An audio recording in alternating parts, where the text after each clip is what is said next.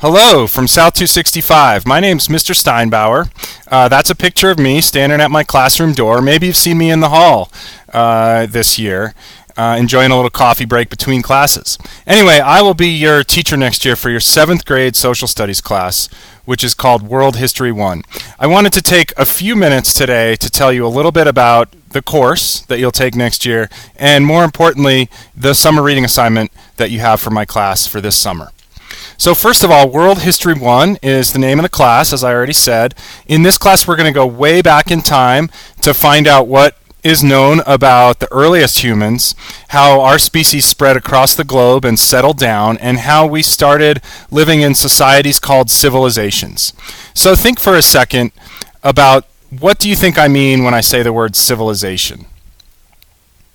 Okay, so you had a second to think, and maybe you thought of big. Civilizations are big. They have thousands to even over 1 billion people, depending on which one you look at. Maybe you thought civilizations are complex or complicated. And that's true also. Civilizations are places where lots and lots of strangers have to live together, and because of that, they have to have some systems to organize everything. Things like a government, social classes, organized religion, system of writing, stuff like that. And we take these things for granted. But we're going to see this year how this idea of civilization started and how it has developed over time.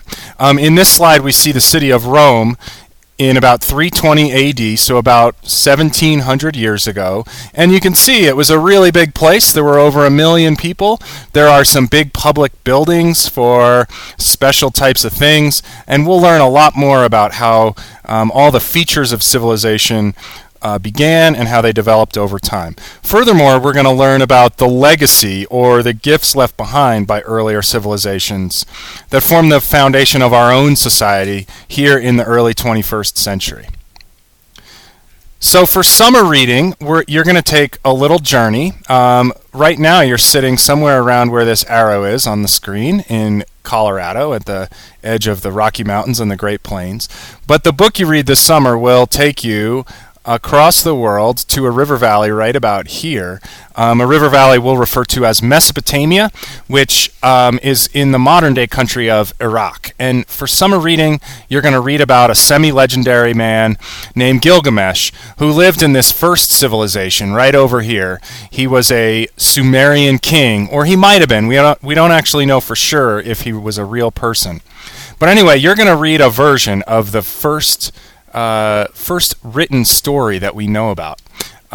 It's about a city called Uruk in Mesopotamia, which looked a little bit like this, perhaps, when Gilgamesh may have been king of that city-state. You can see it's not quite New York City or Rome in 320 AD, but civilization develops in steps.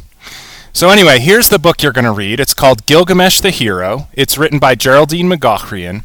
It's really important that you get this version of Gilgamesh and not a different one. There are many English language versions. This is the one that we're going to read and discuss. Okay, Gilgamesh the Hero.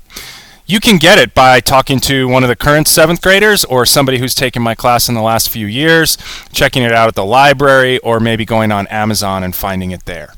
There's also an assignment that you need to complete before school begins, and you can find it either by getting one from Mr. Laramie when this presentation is done, or by going on the Peak to Peak website, Curriculum, Summer Reading Assignments, and Middle School,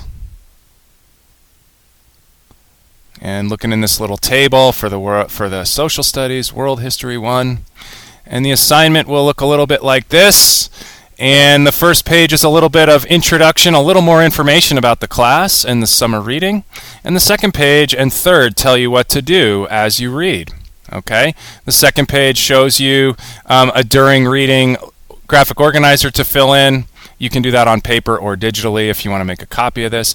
And the after reading is on the last page, and it's basically write me a letter. And this prompt tells you exactly what to include in the letter. So there you have it. If you have any questions, feel free to stop by my room, South 265, and let me know. Otherwise, have an awesome summer. I can't wait to get started with you guys in August. Thanks for watching. Bye-bye.